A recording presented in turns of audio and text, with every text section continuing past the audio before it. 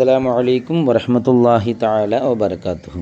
ஆக அரபி கலாமில் உள்ள ரெண்டு வார்த்தையை பற்றி நம்ம பார்க்க போகிறோம். கத்து அப்படிங்கிற வார்த்தை, அபதன் அப்படிங்கிற வார்த்தை. இந்த இரண்டுக்குமே நம்ம என்ன தர்க்கீப் கொடுப்போம்? லர்ஃபுங்கிற தர்க்கீப் தான் நம்ம என்ன செய்வோம்? கொடுப்போம். ஆமாம், ஒன்று. இப்போ கத்துவை பற்றி, கத்துக்கும் அபதாக்கும் மத்தியில் உள்ள வித்தியாசம் என்ன? கத்துங்கிறது எப்படி பயன்படுத்துவாங்க? ஒரு விஷயம், அது லம்மின் மீது மபனி ஆக்கப்படும். ரெண்டாவது விஷயம், கத்துங்கிற ஜும்லா மன்ஃபியான ஜும்லாவுக்கு பிறகு தான் பயன்படுத்தப்படும். மூணாவது விஷயம், மாமதா மின ஜமானி, காலங்களிலே கடந்துவிட்ட ஒன்றை பற்றி அறிவிப்பதற்காக வேண்டி தான் கத்துங்கிறத பயன்படுத்துவாங்க. ஆக லம்மின் மீது மபனி ஒன்று, நஃபியான ஜும்லாவுக்கு பிறகு தான் பயன்படுத்தப்படும் ரெண்டு, அது மாதிரி மாலியான ஜும்லாவுக்கு பிறகு பயன்படுத்தப்படும் மூணு. உதாரணமாக மா ஷரிபுத்துல் ஹம்ர கத்து, ஒருபோதும் நான் மதுவை குடித்ததில்லை.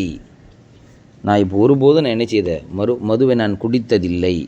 மாதியான ஜும்லா, மன்ஃபியான ஜும்லா, லம்மின் மீது மபனி, மூணு விஷயங்கள். அபதா அப்படிங்கிறத பற்றி சொல்லும்போதும் இதுவும் லர்ஃபாக தான் நம்ம என்ன செய்வோம்? கொடுப்போம். ஆனால் அதுக்கு என்ன வித்தியாசம் அப்படின்னா, அபதா அப்படிங்கிறது இதை பற்றி நம்ம தெரிஞ்சுக்கணுன்னா, இது முஸ்பத்தான ஜும்லாவுக்கு பிறகும் பயன்படுத்தப்படும், மன்ஃபியான ஜும்லாவுக்கு பிறகும் பயன்படுத்தப்படும் ஒரு விஷயம். ரெண்டாவது, இஸ்திக்பால், முஸ்தகிபிலுக்கு பின்னாடி தான் இந்த அபதா அப்படிங்கிறத அதிகமாக என்ன செய்வாங்க? பயன்படுத்துவாங்க.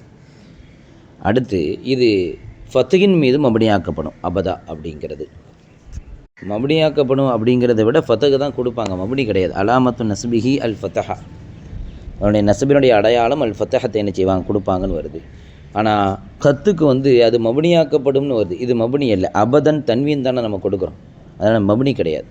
உதாரணமாக, லன் அஷரபல் ஹம்ர அபதா, நான் ஒருபோதும் மதுவை நான் நிச்சயமாக நான் குடிக்க மாட்டேன். முஸ்தகிபிலுக்கு பின்னாடி சொல்கிறாங்க ஒன்று. ரெண்டாவது, மன்ஃபிக்கு பிறகு சொல்கிறாங்க. அடுத்த ஒரு ஜும்லாவை பார்த்தோன்னா தெரியும், ஹாலிதீன ஃபீஹா அபதா, சோனவாசிகளை பற்றி அல்லாஹ் சொல்லும்போது நிசா சூராவில் அந்த சுவனத்திலே அவர்கள் நிரந்தரமாக இருக்கக்கூடிய நிலையில் இருப்பார்கள் அப்படின்னு ஹாலிதீன ஃபீஹாக்கு பிறகு வருதில்லை. இது முஸ்பத்துக்கு பின்னாடியும் அபதாங்கிறத பயன்படுத்துகிறாங்க. ஆக கத்துங்கிறத மன்ஃபிக்கு பிறகு மட்டும்தான் பயன்படுத்துவாங்க. அபதாங்கிறத முஸ்பத்து மன்ஃபி இரண்டிற்கும் பிறகு பயன்படுத்துவாங்க. கத்துங்கிறத மாதிக்கு பிறகு பயன்படுத்துவாங்க. அபதன் அப்படிங்கிறத இஸ்திக்பால், முஸ்தக்பிலான அந்த காலத்துக்கு பிறகு, அந்த ஃபேலுக்கு பிறகு தான் அபதாங்கிறத பயன்படுத்துகிறாங்க. அல்ஹம்துலில்லாஹ்.